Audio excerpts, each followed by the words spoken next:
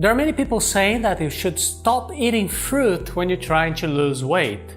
But is that true? Does that work in every situation and does it fit every person? That's what we will see in this video on Natugood Weight Loss.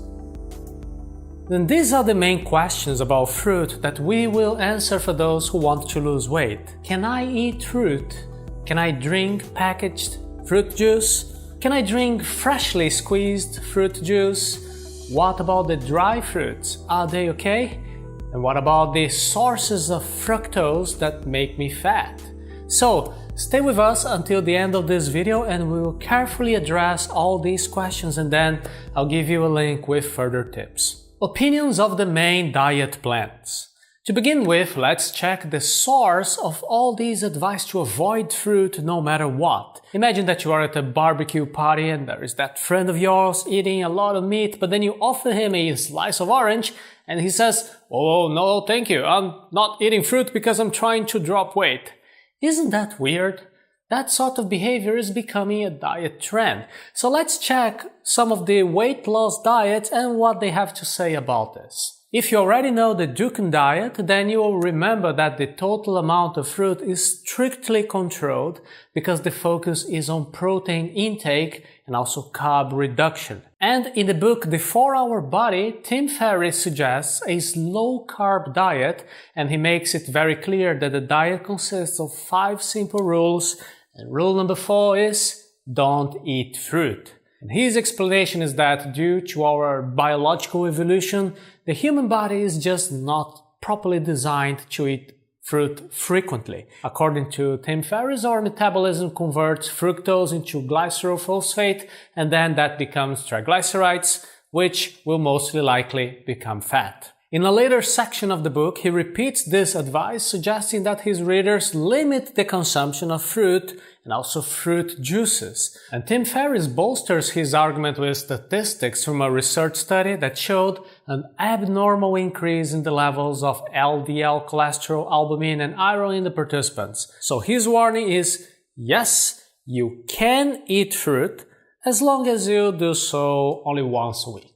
And in the video Sugar the Bitter Truth, Professor Robert Lustig gives you the impression that fructose is the main cause of all health problems we face today, the biggest villain being the fructose intoxicating modern society. He presents the details of the metabolic process of fructose, which causes effects similar to alcohol consumption. Even though the video takes a very critical look at the high fructose corn syrup, it discusses fructose in general. These ideas about fructose restriction come from the Atkins diet, published in the first time in 1972. The first phase of the Atkins diet forbids fruits, and then it allows a little bit in further phases, step by step. And lastly, the most recent trend, the Paleolithic diets or simply paleo diets, also tell us that it can be a good idea to control the fruit intake if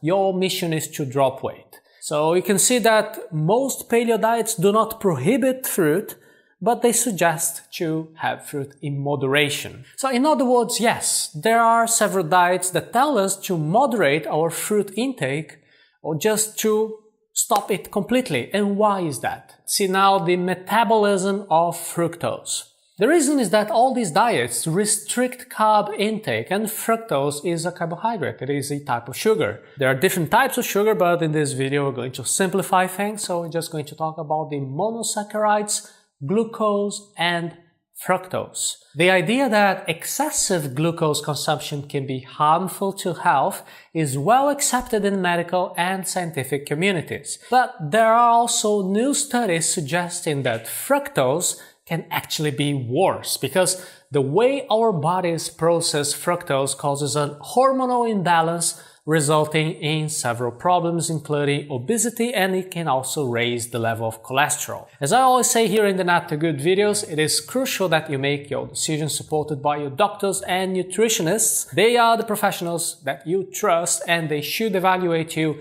in person. In a video like this, I simply can't make any sort of claim on your personal situation, but you should make appointments and check the possibilities of insulin resistance, which is the key word in our case here. And why insulin resistance? Insulin is a hormone produced by our body, and it has an important role to fill in our sugar metabolism. If we have resistance to it, it means our body needs more insulin during the metabolism process, and the outcome is a sugar buildup in the blood, and then we need even more insulin because the normal levels just can't deal with the situation thanks to this resistance. Even though there is still some discussion and controversy, we've seen in recent years an ever-growing number of sources suggesting a relation between excessive fructose intake and insulin resistance. This also leads to an excessive amount of uric acid and inflammation, increasing the chances of metabolic syndrome. And then someone may ask the question, but does that mean that eating fruit is bad for you? No. Wait a minute, we're not saying that. Let's understand more by checking the source of fructose in our nutrition. Sources of fructose. Fresh fruits are not the only source of fructose, despite it being known as the sugar of fruits. In an average person's nutrition nowadays, the major source of fructose is corn syrup. When we see data about the harmful effects of fructose on our health and the relationship that fructose has with obesity, there is one thing that we have to understand. The biggest villain is high fructose corn syrup. And where can we find this? The most common places are sodas, sweets, candy, biscuits, cakes. But corn syrup is present in almost every sort of processed food, including salty ones such as bread, sausages, salad dressings, and even ham. Corn syrup can also be found in foods displaying those healthy people in the packaging, such as breakfast cereals, sports drinks, and whole grain bread. And that's why it is important to read the package and its ingredient list. Don't be fooled by words such as natural or organic, because corn syrup will continue to present a high risk of fructose overload for your diet. The food industry has been increasingly using concentrated corn syrup because it is sweeter than traditional sugar and it reduces the production costs of food. By controlling our consumption of products that have corn syrup, we will take a huge step forward. Do you know where you can find lots of fructose? In sugar. Sugar is comprised both of fructose and glucose, basically in a proportion of 50-50. So, where can we find sugar? In virtually every type of processed food. Sweets, ice cream, everything else, just take a look at the labels. Now let's talk a little bit more about fruit.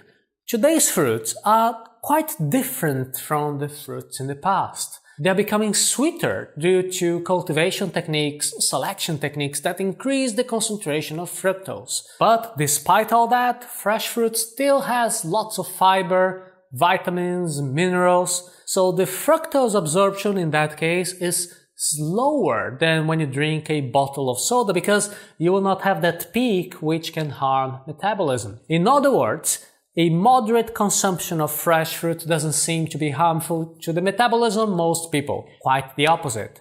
The gains in fiber, vitamins and minerals seem to be important for those who want to have a balanced diet. We shouldn't exaggerate our fruit intake though, based on a false belief that, well, because fruit is natural, it is fruit, we can eat it as much as we want until we burst, there will be no problem. As with everything in life, excess is a problem that we want to avoid. And for those of you who want to go the extra mile in weight loss by limiting fruit for a short period of time with the supervision of health professionals, it seems to be helpful if you want to drop those unwanted pounds, but that alone will not be enough. It has to be part of a bigger plan that comprises several other factors. You can go to natugood.com and register your email, then I'll give you more details. And also we have to talk about the juices and dry fruits, right? In fruit juice, we generally have a lot of added sugar. Just try to make some passion fruit juice without adding sugar and you will see it's really sour. So how come when you buy passion fruit juice, just as an example, in the package, how come is it so sweet? Well, it has a lot of sugar. And this sugar can be from different sources. It could be either sugar itself, could be high fructose corn syrup, well, also Grape juice, it's another way to say that they don't have added sugar, but has a lot of grape juice, which is the main sweeter, and it also has a high fructose index. And what about fresh fruit juice?